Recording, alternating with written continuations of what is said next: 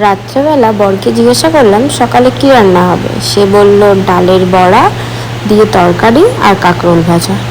তো ডালের বড়া করতে তো অনেক টাইম লাগবে, তো কি করব ভেবে ভাবলাম যে রাত্রেবেলায় ডালের বড়াটা করে রাখি, বসেই তো আছি। তো ডালের বড়া করতে নেমে গেলাম আর কি।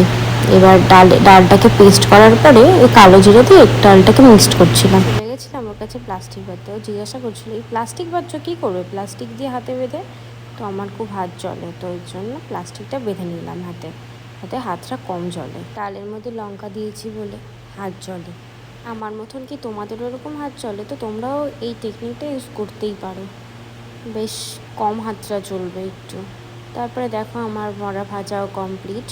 তারপরে ওকে একটা বড়া দিয়ে আসতে গেছিলাম। দেখো ও তো খেলা দেখতেই ব্যস্ত, কলকাতার হায়দ্রাবাদের খেলা বলে কথা, দেখবে না আবার, খেলা দেখতেই ব্যস্ত বাবু। দেখো খেয়ে আবার রিভিউ দেবে। এটা ছিল আমার রেমাল ঝড়ের রাতের ভিডিও। এই দেখো এটা হচ্ছে রেমাল ঝড়ের সকালের ভিডিও। দেখো সকালটা কত সুন্দর লাগছে।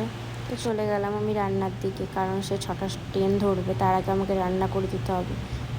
সকালবেলা ঘুম থেকে উঠে থেকে কারেন্টে কী করে এখন পেস্ট করবো মশলাগুলো।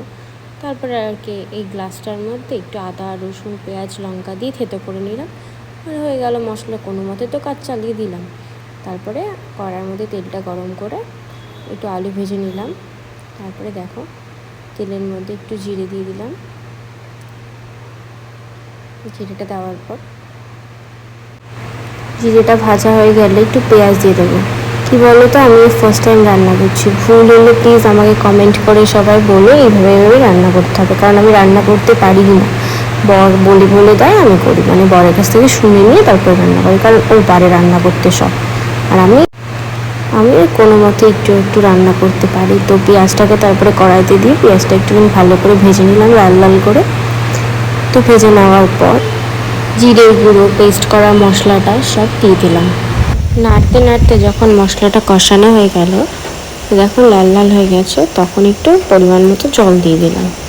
জল দেওয়ার পর জলটা ফোটা অবধি ওয়েট করব।